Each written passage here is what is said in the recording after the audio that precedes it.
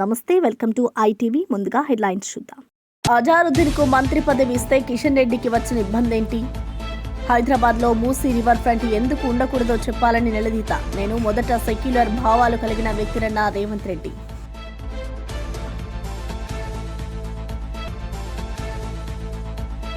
ప్రధాని నరేంద్ర మోదీని కలిసిన ప్రపంచ కప్ గెలిచిన మహిళా క్రికెట్ జట్టు సభ్యులకు తన నివాసంలో ఆతిథ్యం ఇచ్చిన ప్రధానమంత్రి. భారత జట్టు అద్భుతమైన పునరాగమనం చేసిందని ప్రశంస. నమో అని సంతకం చేసిన జెర్సీ ప్రధానికి బహూకరణ. మేమెందుకు భయపడతామన్న కేటీఆర్. ఎలాంటి తప్పు చేయలేదని, అందుకే భయపడేదే లేదని వెల్లడి. కాంగ్రెస్ రాష్ట్రాల ఎన్నికలకు తెలంగాణ నుంచి డబ్బులు వెళ్తున్నాయని వ్యాఖ్య.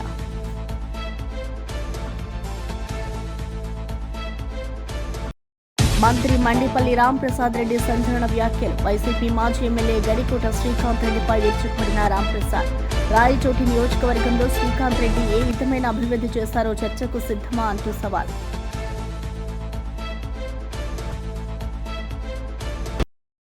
తుఫాను నష్టం, అవనిగడ్డ నియోజకవర్గ అభివృద్ధిపై డిప్యూటీ సీఎం పవన్ కళ్యాణ్ దిశానిర్దేశం. కృష్ణా నదిపై హై లెవెల్ వంతెనతో దీవుల్లోని గ్రామాలు అనుసంధానం.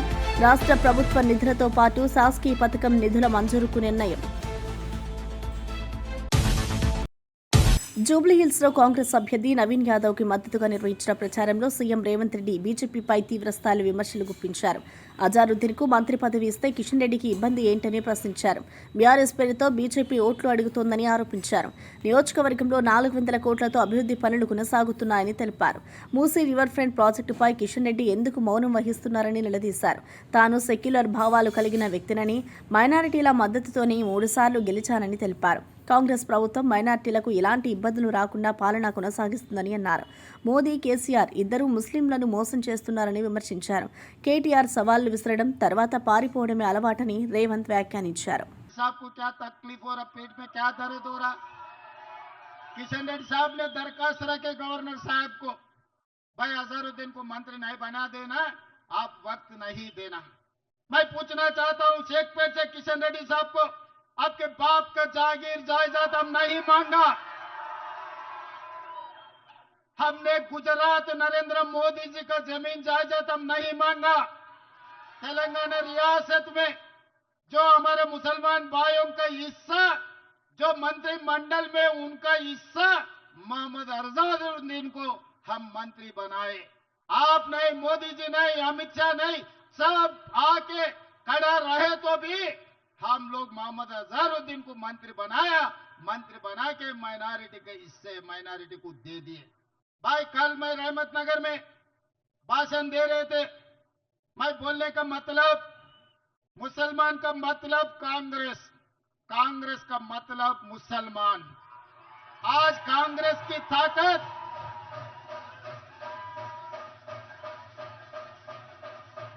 तेलंगाना सरकार की ताकत हमारे मुसलमान भाई बहनों. ये तेलंगाना सरकार के 2 आंखें, मुसलमान और हिंदू, हम ये दोनों के बीच में कभी फर्क नहीं देखा. फर्क नहीं देखने के लिए कोशिश भी हम नहीं करते. 20 महीने हम सरकार चलाए. यहाँ पर जितने भी नौजवान है, हमारे मुसलमान भाई बहने हैं, हमारे सरकार में कभी इतने भी फर्क दिखा है क्या? आप लोगों को अलग देखने के लिए कभी कोशिश की है क्या? मगर बीआरएस वाले ने भटकाने के लिए कोशिश कर रहे. పీజీఆర్ లాంటి పేదోళ్ల గుండె ధైర్యమన్న నేతను మాజీ సీఎం కేసీఆర్ అవమానించాడని తెలంగాణ సీఎం రేవంత్ రెడ్డి తీవ్రంగా విమర్శించారు. కాంగ్రెస్ అభ్యర్థి నవీన్ యాదవ్ కు మద్దతుగా జరిగిన ప్రచార సభలో మాట్లాడుతూ పీజీఆర్ కుటుంబాన్ని గేటు బయట నిలబెట్టిన కేసీఆర్ ఇప్పుడు బిల్లా రంగాలు గల్లీ తిరుగుతున్నారని ఎద్దేవా చేశారు. తెలంగాణలో పేదల హక్కుల కోసం పోరాడిన పీజీఆర్ను నిర్లక్ష్యం చేసిన కేసీఆర్ పాలనలో ఎవరికీ గౌరవం లేదని అన్నారు. కాంగ్రెస్ ప్రభుత్వం పేదల మనసు గెలిచిందని, ప్రజల ఆశలను నెరవేర్చే దిశగా ముందుకు వెళ్తుందని రేవంత్ గుడిసేసుకొని ఒక గూడు కట్టుకోవడానికి, వాళ్ళ గుండెల్లో ఒక ధైర్యాన్ని నింపడానికి పీజీఆర్ అనే ఒక టైగర్ ఈ హైదరాబాద్ నగరంలో ఉండేవాడు. ఆ పీజీఆర్ 2007 సంవత్సరంలో గుండె ఆగి మరణించినప్పుడు, గతంలో ఉమ్మడి రాష్ట్రంలో ఒక సాంప్రదాయం ఉండే, ఎవరైనా శాసనసభ్యులు అకాల మరణం చెందితే వారి కుటుంబాలకి ఏకగ్రీవం చేసే సాంప్రదాయం ఉండే. 2007 సంవత్సరంలో రాజకీయ ప్రత్యర్థి అయిన పీజేఆర్ తెలుగుదేశం పార్టీ మీద ఎన్ని పోరాటాలు చేసినా చంద్రబాబు నాయుడు గారు విజ్ఞత ప్రదర్శించి పీజేఆర్ కుటుంబానికి ఏకగ్రీవంగా చెయ్యడానికి ఆనాడు తెలుగుదేశం పార్టీ ఎన్నికల బరిలో అభ్యర్థిని నిలబెట్టలే. ఏ రాజకీయ పార్టీ కూడా చిన్న చితక పార్టీలే కాదు, స్వతంత్ర అభ్యర్థులు కూడా పీజేఆర్ మీద ఉన్న గౌరవంతో, పీజేఆర్ మీద ఉన్న అభిమానంతో ఎవరు ఎన్నికల్లో పోటీ చేయలే. కానీ దురదృష్టవశాత్తు ఆనాడు పీజేఆర్ ని అవమానించడమే కాదు, వారి కుటుంబం ఇంటి దగ్గరికి వెళ్లి చంద్రశేఖరరావు గారిని కలవడానికి ప్రయత్నం చేస్తే గేటు ముందల ఎర్రటి ఎండలో 3 గంటలు పీజేఆర్ కుటుంబాన్ని సతీమణిని నించోబెట్టి అవమానించి కల్వకుంటనే వెనక్కి పంపించిన కల్వకుంట్ల చంద్రశేఖరరావు ఆ ఎన్నికల్లో పీజేఆర్ మీద పోటీ పెట్టాడు. కానీ ప్రజలు విఘ్నులు కాబట్టి ఆనాడు కేసీఆర్ ను బీఆర్ఎస్ పార్టీని బండకేసి కొట్టి బొందబెట్టి పీజేఆర్ కుటుంబాన్ని ఆనాడు ఖైరతాబాద్ లో గెలిపించారు. మరి ఈరోజు మాగంటి గోపి మరణించిండు, వారి సతీమణిని సానుభూతితోని మీరు ఎన్నికల్లో గెలిపించండి అని బీఆర్ఎస్ కు సంబంధించిన బిల్లా రంగాలు మీ గల్లీ గల్లీ తిరుగుతున్నారు. మొన్న జరిగిన శాసనసభ ఎన్నికల్లో వాళ్ళ కారు పంచర్ అయి ఇవాళ కార్ఖానకు పోయి ఎక్కడిదక్కడ టైర్లు ట్యూబ్లు ఇప్పి రాళ్ల మీద నించోబెడితే ఈ రోజు బెంజు కారు దిగి ఈ రోజు ఆటోల మీ దగ్గర తిరుగుతున్నారు. 10 ఏళ్ళు మున్సిపల్ మంత్రిగా, 10 ఏళ్ళు ముఖ్యమంత్రిగా మీరొక్కసారి ఆలోచన చేయండి. 3 సార్లు ఈ జూబ్లీ హిల్స్ లో బీఆర్ఎస్ ఎమ్మెల్యేని గెలిపించారు. వన్డే ప్రపంచ కప్ గెలిచిన భారత మహిళా క్రికెట్ జట్టు సభ్యులను ప్రధాని నరేంద్ర మోదీ తన నివాసంలో ఆతిథ్యం ఇచ్చారు. ఈ సందర్భంగా జట్టు అద్భుతమైన పునరాగమనం సాధించిందని ప్రశంసించారు. వరుసగా 3 ఓటముల తర్వాత గెలుపు దిశగా పయనించడం గొప్ప విషయమని పేర్కొన్నారు. జట్టు కెప్టెన్ హర్మన్ ప్రీత్ కౌర్ సహా సభ్యులు ప్రపంచ కప్ విజయ విశేషాలను ప్రధానికి వివరించారు. మహిళా జట్టు నమో అని సంతకం చేసిన టీమిండియా జెర్సీని ప్రధానికి బహూకరించింది. 2017లో రన్నరప్గా నిలిచిన భారత జట్టు అప్పుడు మోదీని కలిసిందని గుర్తు చేశారు. మహిళా జట్టు కృషి, కట్టుబాటు దేశానికి గర్వకారణమని ప్రధాని తెలిపారు. అవనిగడ్డ నియోజకవర్గంలో తుఫాను నష్టాలు, అభివృద్ధి పనులపై డిప్యూటీ సీఎం పవన్ కళ్యాణ్ కీలక నిర్ణయాలు తీసుకున్నారు. కృష్ణా నదిపై హైలెవెల్ వంతెన నిర్మాణంతో దీవుల్లోని గ్రామాలను అనుసంధానించాలని ఆదేశించారు. రాష్ట్ర నిధులతో పాటు శాసకీయ పథకం కింద అదనపు నిధులు మంజూరు చేయాలని సూచించారు. అలాగే కేంద్ర సహకారంతో అవుట్ఫాల్ స్లూయేజ్ల పునరుద్ధరణ పనులు చేపట్టాలని నిర్ణయించారు. ఈ పనులను నిర్ణీత కాల వ్యవధిలో పూర్తి చేయాలని అధికారులను ఆదేశించారు. తుఫాను ప్రభావిత గ్రామాల్లో పునరావాస చర్యలను వేగవంతం చేయాలని పవన్ కళ్యాణ్ దిశానిర్దేశం చేశారు. ప్రజల భద్రత, అభివృద్ధి తమ ప్రభుత్వ ప్రథమ కర్తవ్యమని స్పష్టం చేశారు. సీఎం రేవంత్ రెడ్డి ఓడిపోతున్నామనే నిరాశతో మాట్లాడుతున్నారని బీఆర్ఎస్ వర్కింగ్ ప్రెసిడెంట్ కేటీఆర్ విమర్శించారు. రేవంత్ పై వ్యక్తిగత దూషణలు చేయగలమని, కానీ తమ నాయకుడు కేసీఆర్ సూచనల మేరకు ఆచితూచి మాట్లాడుతున్నామని అన్నారు. హైదరాబాద్ అభివృద్ధిపై చర్చకు రావాలని రేవంత్ కు సవాల్ విసిరారు. 10 ఏళ్లలో బీఆర్ఎస్ చేసిన అభివృద్ధిని, కాంగ్రెస్ 2 ఏళ్ల పనిని ప్రజల ముందుంచుదామని అన్నారు. స్వచ్ఛ హైదరాబాద్ కింద నగరాన్ని 400 యూనిట్లుగా విభజించి ఐఏఎస్, ఐపీఎస్ అధికారుల పర్యవేక్షణలో భద్రతా కార్యక్రమం చేపట్టామని గుర్తు చేశారు. 2 ఏళ్లుగా కాంగ్రెస్ ఒక్క కొత్త ఆటో కూడా ఇవ్వలేదని ఆరోపించారు. ముస్లింలను కాంగ్రెస్ మోసం చేస్తుందని, వారు లేని పార్టీగా మారుతుందని కేటీఆర్ వ్యాఖ్యానించారు. మా పెద్దలు కేసీఆర్ గారు చేసిన ఒక సూచన, వారు చెప్పిన మాట ఏమంటే, పొరపాటున కూడా అట్లాంటి భాష మనం మాట్లాడాల్సిన అవసరం లేదు, అట్లాంటి వ్యక్తుల గురించి మనం ప్రస్తావన చేయాల్సిన అవసరం లేదు, మనం చేసింది చెప్తే చాలు అనే మాట వారు మాకు దిశానిర్దేశం చేస్తూ ఉంటారు ఎప్పుడు. నేను అందుకే రేవంత్ రెడ్డి గారు నేను అడుగుతా ఉన్నా సూటిగా, నువ్వు నన్ను బూతులు తిట్టినా, నువ్వు నన్ను వ్యక్తిగతంగా తూలనాడినా, మీరున్నది ముఖ్యమంత్రి పదవిలో కాబట్టి నేను మిమ్మల్ని గౌరవంగానే మాట్లాడుతా ఉన్నా. రేవంత్ రెడ్డి గారిని నేను సూటిగా అడుగుతా ఉన్నా, హైదరాబాద్ అభివృద్ధికి గత 10 ఏళ్లలో బీఆర్ఎస్ ఏం చేసిందో, గత 2 ఏళ్లలో నీ ప్రభుత్వం ఏం చేసిందో చర్చకు మీరు సిద్ధమా అని నేను అడుగుతా ఉన్నా. అట్లాగే మున్సిపల్ మంత్రిగా ఆనాడు కేసీఆర్ హైదరాబాద్లో ఈ శానిటేషన్ సమస్య, అంటే చెత్త సమస్య పరిష్కారానికి కేసీఆర్ గారి నాయకత్వంలో స్వయంగా కేసీఆర్ గారు కూడా ఒక ఏరియా ఎంచుకొని ఆ ఏరియాకి తాను కూడా ముఖ్యమంత్రిగా బాధ్యత వహించి అట్లాగే ప్రతి ఐఏఎస్ అధికారిని ఐపీఎస్ అధికారిని కూడా హైదరాబాద్ 400 భాగాలుగా విభజించి ఒక్కొక్క యూనిట్ కి ఒక్కొక్క ఐఏఎస్ ఐపీఎస్ అధికారిని నియమించి మంత్రిని ఎమ్మెల్యేని ఎంపీని ఎమ్మెల్సీని అందరినీ బాధ్యులు చేసి తాను కూడా బాధ్యత తీసుకొని స్వచ్ఛ హైదరాబాద్ అనే కార్యక్రమానికి శ్రీకారం చుట్టి ఆనాడు వేల సంఖ్యలో స్వచ్ఛ ఆటోలు ప్రవేశపెట్టిన విషయం నీకు తెలియదా? నీ ప్రభుత్వం వచ్చినాక ఈ 2 ఏళ్లలో ఒక్కటంటే ఒకటి కొత్త ఆటో కనీసం ప్రవేశపెట్టినవా చెప్పగలుగుతావా? కేసీఆర్ గారి ప్రభుత్వంలో ఆనాడు 3000 మెట్రిక్ టన్నులు పర్ డే చెత్త సేకరణ చేస్తే మేము వచ్చినాడు తర్వాత మేము పెంచిన ఈ ఎఫిషియెంట్ కార్యక్రమం వల్ల అది 7,500 మెట్రిక్ టన్నుల సామర్థ్యానికి పెరిగింది. ప్రతిరోజు చెత్త కలెక్షన్ 3,000 నుంచి 7,500 టన్నులకు పెంచింది కేసీఆర్ ప్రభుత్వమా కాదా? అసలు నీ ప్రభుత్వం వచ్చినాక నువ్వు శానిటేషన్ మీద చేసింది ఏంది చెప్పే సత్తా నీకుందా అని అడుగుతా ఉన్నా.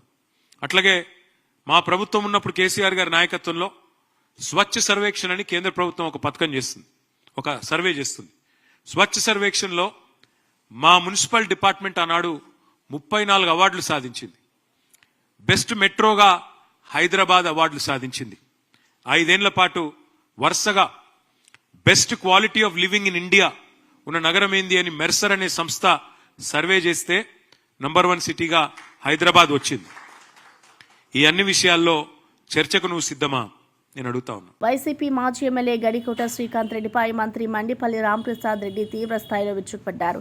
రాయచోటి నియోజకవర్గంలో శ్రీకాంత్ ఏ అభివృద్ధి చేశారో ప్రజల ముందు వచ్చి చెప్పాలని సవాల్ విసిరారు.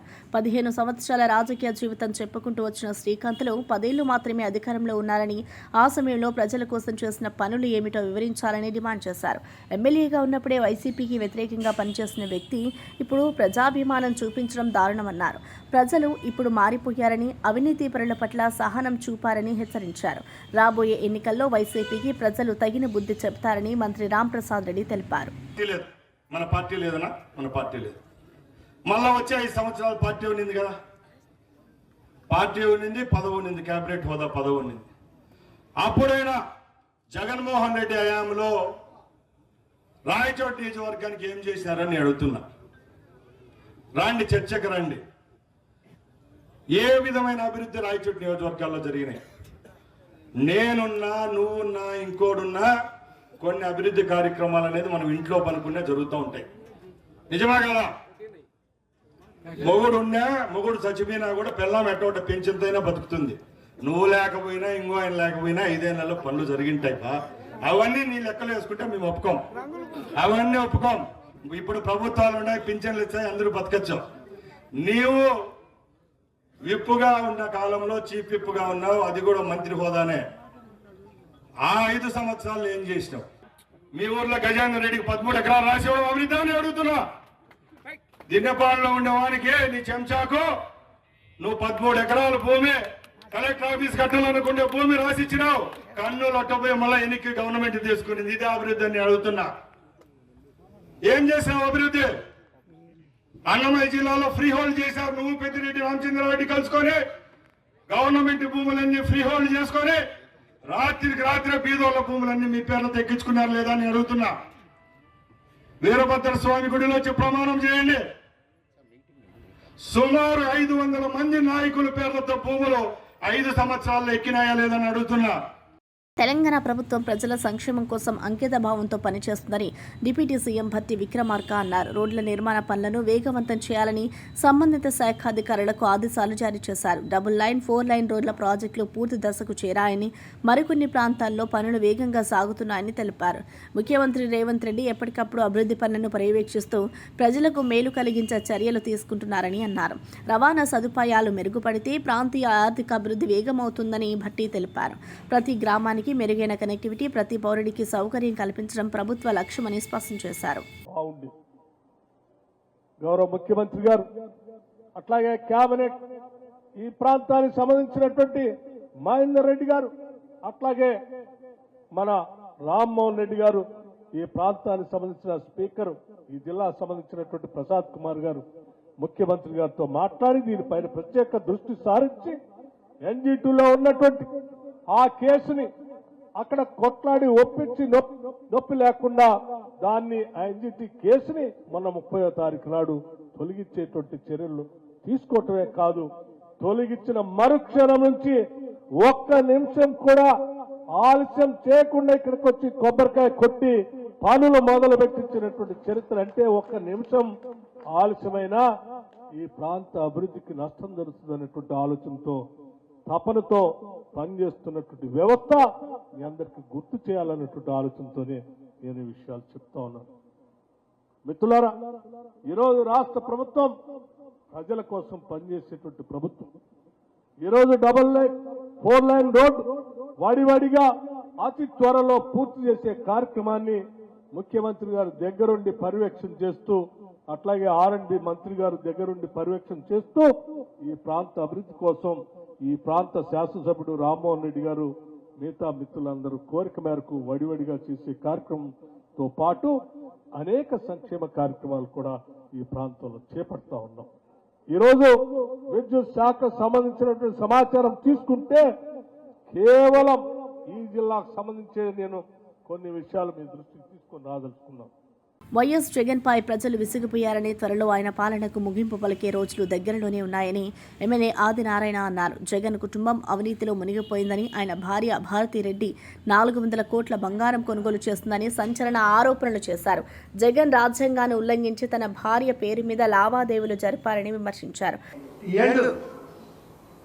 మా కూటమి పెరిగి పెరిగి పెరిగి అంతరిక్ష స్థాయి,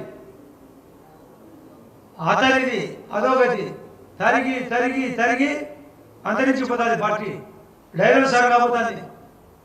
అది తెలుసుకోవాలి. అతడు ఏం చేసినా పప్పులుగా మేము ప్రతి అంశాన్ని తూచా తప్పగా పాటిస్తాం. అతన్ని క్ష అనేటట్టుగా చేస్తాం. అతని బతుకు గౌరవం చేస్తాం. కేసులో ఇరుక్కోబోతున్నాడు. మననే జోగి రమేష్ సిట్టు 2లో ఇరుక్కున్నాడు. తమ్ముడు కూడా సిట్టు 1 సీరియస్ గా ఉంది. ఇప్పటికే అరెస్ట్ అయినారు ఐఏఎస్ ధనంజయ రెడ్డి, అతనితో పాటు ఉండే బిఏ కృష్ణమోహన్ రెడ్డి, శ్రీధర్ రెడ్డి. అది సిట్టు 1, లిక్కర్ సిట్టు 1 ఇరుక్కున్నాడు. 400 కేజీల బంగారం ఉండేది ఈడీ మెయింటైన్ చేస్తుంది. మహాతల్లి భారతి గారు 400 కేజీలు, కేజీ ₹1 బంగారు. ధనదానికి అర్థం లేదు. నేను ఎప్పుడో చెప్పినా, జగన్ రెడ్డి అధికారంలో ఉన్నప్పుడే 2020లో అనంతపురం మీటింగ్లో, అయ్యా ఆయన యొక్క ఆలోచన ఎట్టున్నది ఆ రోజుల్లోనే, నేనే రాజు, నాదే రాజ్యం, నాదే రాజ్యాంగం, అదే భారతీయ రాజ్యాంగం అని, అదే భారతీయ రాజ్యాంగాన్ని తూచా తప్పకుండా అమలు చేస్తున్నాడు. మన సిగ్గుల పులివెందుల ఉప ఎన్నికలో 10% మాకు వచ్చిన ఓటు రాలే. టోటల్ ఓట్లలో అయితే 9%, 17% రావాలి. డివైడ్ రాకుండా చేసినాం. అదేదో మతలబు చేశామట. మేము మతలబు చేశాం. 11 నామినేషన్లు ఉన్నాయి. సిగ్గుండాలి కదా, అటకాయించాలి కదా. అదే పులివెందులలో ఒక్క నామినేషన్ లేకుండా చేసి చివరికి సర్పంచ్ ఎలక్షన్లో వార్డు మెంబర్ లేకుండా చేసినాడు. అతను మాట్లాడేదానికి హక్కే లేదు. ఆంధ్రప్రదేశ్లో అవినీతి ఆరోపణల నేపథ్యంలో ఏసీబీ అధికారులు భారీ స్థాయిలో సోదాలు నిర్వహించారు. రాష్ట్ర వ్యాప్తంగా 120 సబ్ రిజిస్ట్రార్ కార్యాలయాల్లో ఒకేసారి దాడులు చేపట్టారు. ఎన్టీఆర్ జిల్లా ఇబ్రహీంపట్నం, ప్రకాశం జిల్లా ఒంగోలు, విజయనగరం, భోగాపురం, సత్యసాయి జిల్లా చిలమత్తూరు, పల్నాడు జిల్లా నరసరావుపేటతో సహా పలు ప్రాంతాల్లో అధికారులు తనిఖీలు కొనసాగిస్తున్నారు. రిజిస్ట్రేషన్ ప్రక్రియలో లంచాలు, అక్రమ లావాదేవీలపై ఆధారాలు సేకరిస్తున్నట్లు సమాచారం. అవినీతి నిరోధక విభాగం ఈ దాడులతో ప్రభుత్వ కార్యాలయాల్లో క్రమశిక్షణ తీసుకురావడమే లక్ష్యమని అధికార వర్గాలు వెల్లడించాయి. సాధారణ ప్రజలకు పారదర్శక సేవలు అందించేందుకు ఈ తనిఖీలు కీలకమవుతాయని ఏసీబీ అధికారులు పేర్కొన్నారు.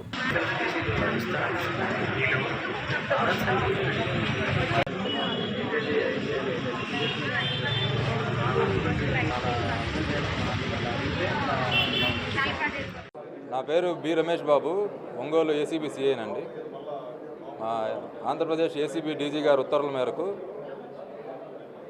పై అధికారుల ఉత్తర్వుల మేరకు ఈరోజు ఇక్కడ సర్ప్రైజ్ చెక్ చేయడం జరుగుతుంది సబ్ రిజిస్ట్రార్ ఆఫీస్లో. ఇప్పుడు రికార్డులు ప్లస్ వాళ్ళ దగ్గర ఉన్న డబ్బులు ఇవన్నీ చెక్ చేస్తున్నాం, వెరిఫై చేస్తున్నాము. కింద పైనుంచి ఎవరో కిందకి ఒక 30,000 రూపాయలు విసిరేయడం జరిగింది. అవి కూడా రికవర్ చేశాము. మధ్యవర్తుల సమక్షంలో ఇవన్నీ జరుగుతూ ఉంటాయి. వెరిఫై చేస్తున్నాం, చెక్ చేస్తున్నాం. ఇంకా అంటే వాళ్ళ దగ్గర కొంతమంది దగ్గర డబ్బులు దొరికినాయి, అవి వాళ్ళ అకౌంట్లో మెన్షన్ చేశారా లేదా అవన్నీ చూస్తున్నాం. కొంతమంది సబ్ రిజిస్టర్లు కూడా లంచాలు తీసుకుంటున్నారని చెప్పి ప్రజలు అంటున్నారు. అది ఎవరు ఇచ్చినా కంప్లైంట్ ఇచ్చినా ఇప్పుడే తీసుకొని కేసు కడతాం వాళ్ళ మీద. ఇప్పుడు ఇక్కడే ఓపెన్గానే అడిగాం వాళ్ళని, ఎవరు ముందుకు రాలేదు. ఎవరిచ్చినా కంప్లైంట్ ఇచ్చినా వాళ్ళ మీద కేసు కడతాం, రిజిస్టర్ చేస్తాం. సీఎం రేవంత్ రెడ్డి ముస్లింలపై చేసిన వ్యాఖ్యలకు వెంటనే క్షమాపణలు చెప్పాలని బీఆర్ఎస్ ముస్లిం నేతలు డిమాండ్ చేశారు. లేకపోతే జూబ్లీహిల్స్ నియోజకవర్గంలో కాంగ్రెస్ ముస్లిం నేతలను తిరగనివ్వమని హెచ్చరించారు. ఈ ప్రభుత్వం ముస్లింల వ్యవహారాలను మూసివేస్తుందని ఆరోపించారు. రహమత్ నగర్లో కార్పొరేటర్ షఫీ హోటల్ సీజ్ ఘటనను ఉదాహరిస్తూ షఫీ ముస్లిం కాదా అని ప్రశ్నించారు. ముస్లింలు కాంగ్రెస్ ఉన్నందుకే ఉన్నారని రేవంత్ అన్న మాట అవమానకరమైంది అని విమర్శించారు. జూబ్లీహిల్స్లో ముస్లిం వ్యాపారులపై జరిగిన అన్యాయాలపై బీఆర్ఎస్ నేతలు తీవ్రంగా స్పందించారు. ప్రజాస్వామ్య విలువలను కాపాడేందుకు ముస్లిం సమాజం రేవంత్ వ్యాఖ్యలను తీవ్రంగా ఖండించిందని పేర్కొన్నారు. जब आप बोल रहे हैं कि कांग्रेस से ही मुसलमान है तो क्या समझ साहब आपको मुसलमान नहीं दिख रहे? और हमारे भाई शफी भाई है जो रहमत नगर के कारपोरेटर थे, आप उनकी होटल सीज कर दिए, क्या शफी साहब मुसलमान नहीं है? मैं एक एक चीज़ अगर आपको मैं बोलता गया, बताता गया, और आप देख सकते हैं कि हमारे भाई है जो सो उनकी जो सो बिल्डिंग आप जो सो तोड़ रहे हैं, क्या ये हमारा कलमागो भाई नहीं है जिसकी आप बिल्डिंग आप तोड़ते जा रहे हैं और ये बोल रहे हैं कि मुसलमानों से जो सो कांग्रेस से मुसलमान है आप बोलते जा रहे हैं? मैं सीएम साहब रेवंत रेड्डी साहब आपको मैं खुलेआम तौर पे ये बोल रहा हूँ, ऐलान कर रहा हूँ, हमारे पूरे मुसलमानों के तरफ से, खासकर बीआरएस पार्टी के मुसलमानों के तरफ से बोल रहा हूँ, और जितने हमारे मुसलमान भाई कलमागो भाई उनके तरफ से कह रहा हूँ, आप मुसलमानों से माफ़ी मांगिए, वरना कोई मुसलमान को हम कांग्रेस के कोई मुसलमान को हम फिरने नहीं देंगे। इतनी भी क्या आप लोगों को अपनी जो सो क़यादत पे ये हो गई है कि आप जो सो एक सीएम आपका ठहर के बोल रहा है कि जो सो मुसलमानों कांग्रेस से मुसलमान है करके लानत आना चाहिए ऐसे मुसलमानों पे, ऐसे कैबिनेट मिनिस्टर पे, ऐसे एमएलसी पे, और ख़ासकर उनके जो मुशीर है शब्बीर अली साहब, आप अपने पूरे मुसलमानों को लेकर जाइए, उनसे माफ़ी मंगाइए, वरना आप इस्तीफ़ा दीजिए, वरना जुबलीहिल्स बोल के नहीं कहीं भी आपको पूरे तेलंगाना में हम बीआरएस के मुसलमान आपको फिरने नहीं देंगे. సింహాచలం వరాహ పుష్కరిణి వద్ద కార్తీక పౌర్ణమి సందర్భంగా ఘనంగా పుణ్యానది హారతి కార్యక్రమం జరిగింది. సాయంత్రం నుండి వేలాది మంది భక్తులు పుష్కరిణి వద్దకు చేరుకుని దీపాలను వెలిగించి నీటిలో వదిలారు. ఘనంగా నిర్వహించిన హారతిలో భక్తి శోభ వెల్లివిరిసింది. ఈ సందర్భంగా స్నానాచార్యులు గోపాలాచార్యులు మాట్లాడుతూ నీటిని వృధా చేయవద్దని, గంగను పవిత్రంగా కాపాడాలని సూచించారు. సింహాచలం ఆలయ అధికారులు ప్రత్యేక ఏర్పాట్లు చేయడంతో కార్యక్రమం శాంతియుతంగా జరిగింది. పుష్కరిణి పరిసరాలు భక్తులతో కిటకిటలాడగా దీపాల కాంతులతో పరిసరాలు ప్రకాశించాయి. భక్తులు శివ విష్ణు నామస్మరణలో తరచి భక్తులు భావంతో పుణ్యస్నానాలు ఆచరించారు.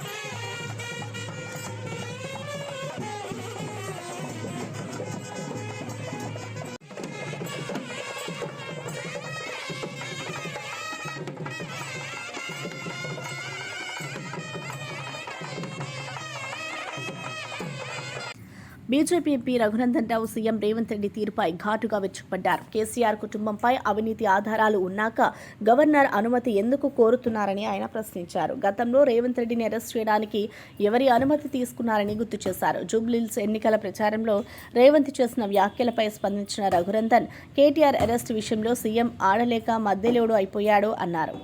కేటీఆర్ను అరెస్టు చేయకూడదని ఏఐసీసీ పెద్దలు సూచించడంతోనే ఆలస్యం చేస్తున్నారని ఆరోపించారు. కేటీఆర్ను ముందుగా రిమాండ్ చేసి కోర్టులో సాక్ష్యాలు సమర్పించాలి అని డిమాండ్ చేశారు. రేవంత్ రెడ్డి ప్రజలను మభ్యపెట్టే ప్రయత్నం చేస్తున్నారని తీవ్రంగా విమర్శించారు. అన్ని మాట్లాడిన తర్వాత అధికారంలోకి వచ్చిన తర్వాత ఈరోజు పనిచేయమంటే మీరు చెప్పిన టెలిఫోన్ ట్యాపింగ్లో ఏం జరుగుతుందో చూసినాం. రోజుకో సీరియల్ నడిపిరు 3 నెలలు టెలిఫోన్ ట్యాపింగ్లో, వీళ్ళని తెస్తాం వాళ్ళని తెస్తాం, ఇక అరెస్ట్ చేస్తాం, రేప్ చేస్తాం, ఎల్లుండి ప్రభాకర్ రావుని చేస్తాం, అవతల ఎల్లుండి కేసీఆర్ని చేస్తామని ఊకదంపుడు ఉపన్యాసాలు ఇచ్చిర్రు తప్ప ఏం కాలేదు. అదేంటి అంటే ప్రభాకర్ రావు సుప్రీంకోర్టుకు పోయింది కాబట్టి ఏం చేస్తలేమో అంటారు. సుప్రీంకోర్టుకు పోయినటువంటి అనేక మంది ముద్దాయిల్ని ఇతర కేసులలో అరెస్ట్ చేసి తర్వాత పీటీ వారెంట్ కింద టెలిఫోన్ ట్యాపింగ్లో రిమాండ్ చేసింది ప్రభుత్వం. నిజంగా ప్రభుత్వానికి చిత్తశుద్ధి ఉంటే అధికారంలోకి వచ్చిన 22 నెలలు ఎందుకు టైం పాస్ చేసిరో ఒకసారి రేవంత్ రెడ్డి గారు చెప్పాలి. ఎవరు వద్దంటే ఆగిరు మీరు? మీ రాహుల్ గాంధీ గారు మీ ఏఐసిసి నాయకత్వం సూచనల మేరకే టీఆర్ఎస్ పార్టీని మీరు అరెస్ట్ చేయలేదు, టీఆర్ఎస్ పార్టీ పెద్దల్ని మీరు అరెస్ట్ చేయలేదు తప్ప అక్కడ వేరే కారణాలు లేవు. ఎంత సిల్లిగా మాట్లాడతారు ముఖ్యమంత్రి గారు అంటే వారి స్థాయికి అది తగదు అని నేను చాలా స్పష్టంగా చెప్పదలుచుకున్నాను.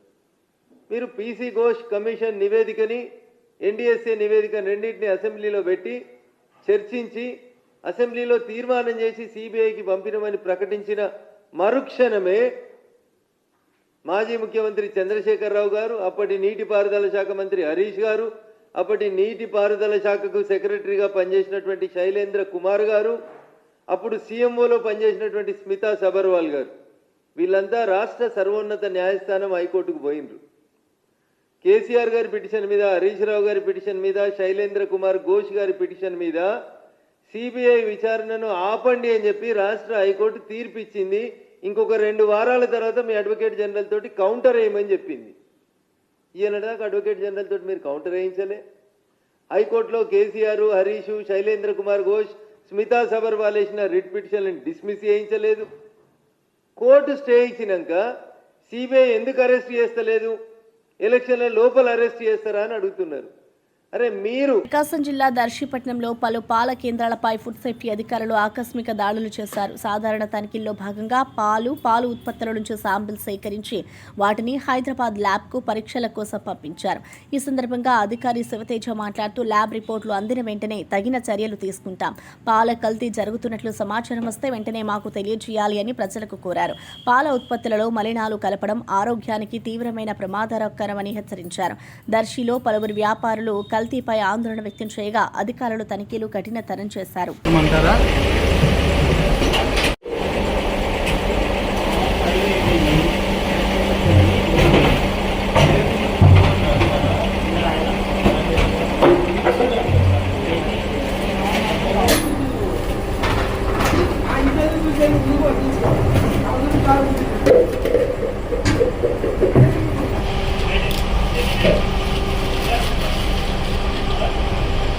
డిప్యూటీ సీఎం పవన్ కళ్యాణ్ ఫ్లెమింగోలకు శాశ్వత నివాసం కల్పించాలన్న ప్రకటనపై వైఎస్ఆర్సీపీ నేత భూమన కరుణాకర్ రెడ్డి చమత్కారంగా స్పందించారు. ఆయన మాట్లాడుతూ పులికాట్ సరస్సులో పక్షులకు నివాసం కల్పించడం అభినందనీయం. అదేవిధంగా గోదావరిలో వలస వెళ్లే పులస చేపలకు కూడా శాశ్వత నివాసం కల్పించండి అన్నారు. పవన్ పేరులోనే పవనం, కళ్యాణం రెండూ ఉన్నాయని వ్యాఖ్యానిస్తూ ఆయనను ప్రకృతి పరిరక్షకుడుగా అభినందించారు. కళ్యాణము రెండూ ఉన్నాయి. అంత గొప్ప పేరు, సార్థక నామధేయులు వారు. పవన్ కళ్యాణ్ గారు, మీరు ఎక్కడో సైబీరియా నుంచి వందల వేల సంవత్సరాలుగా పులికాట్ సరస్సుకు వచ్చేటువంటి ఆ ఫ్లెమింగో పక్షులకు మళ్ళీ తిరిగి సైబీరియాకు పోనివ్వకుండా ఆంధ్రప్రదేశ్లో ఎకో టూరిజాన్ని డెవలప్ చేయటం కోసమని ఆ పక్షులని శాశ్వతంగా ఇక్కడే ఉంచేంతగా మీ ఆలోచనల్ని నేను మనస్ఫూర్తిగా అభినందిస్తున్నా. ఈ సందర్భంగా మీకు నా ప్రత్యేకమైనటువంటి విన్నపం కూడా ఒకటి చేస్తున్నా. బంగాళాఖాతంలో సుదూర ప్రాంతాల నుంచి సరిగ్గా వందల వేల మైళ్ళ దూరం ప్రయాణించి గోదావరి వరదలప్పుడు గోదావరిలోకి వచ్చేటువంటి పులస చేపని కూడా మీరు శాశ్వతంగా గోదావరిలోనే ఉండేటట్టుగా స్థిర నివాసం ఏర్పరచుకునేటట్టుగా చేయవలసిందిగా మిమ్మల్ని కోరుకుంటున్నా. తద్వారా పిఠాపురం నియోజకవర్గంలో ఉన్నటువంటి ప్రజలతో సహా ఆంధ్ర రాష్ట్రంలో అందరికీ కూడా పులస చేప దొరికే విధంగా వెసులుబాటు కల్పించవలసిందిగా కోరుతున్నా. అలాగే ఏప్రిల్, మే నెలల్లో ఎండలు విపరీతంగా కానవచ్చేటువంటి పరిస్థితి మనకందరికీ కూడా తెలుసును. మీరు ఆ సమయాన శీతల వాయువులు పూర్తిగా మీ అధీనంలో ఉంచుకొని చల్లటి వాతావరణాన్ని కల్పించేటట్టుగా కూడా ప్రయత్నం చేయమని కూడా ఈ సందర్భంగా మిమ్మల్ని కోరుకుంటున్నాను. ఎందువల్లంటే మీరు వేల మైళ్ళ దూరం నుంచి వేల సంవత్సరాలుగా వస్తున్నటువంటి ఆ ఫ్లెమింగో పక్షులనే ఇక్కడ పెట్టేయాలా అనుకునేటువంటి స్థిర నివాసం ఏర్పరచాలా అన్నటువంటి మీ ఆలోచన యొక్క దార్శనికతను మెచ్చుకుంటూ ఇలాంటి పనులు కూడా మీరు చేయాలా అన్నటువంటి విషయాన్ని ఈ సందర్భంగా చెబుతూ ఇలాంటి మంచి పనులెన్నో మీరు చేయాలా, మీ జ్ఞాన తృష్ణను, మీకున్నటువంటి ఈ అమోఘమైనటువంటి ప్రజ్ఞను చూసి దిమ్మ తిరిగిపోవాలని కోరుకుంటున్నాను. ఇవి బులెటిన్ విశేషాలు. మరో బులెటిన్లో మళ్ళీ కలుద్దాం.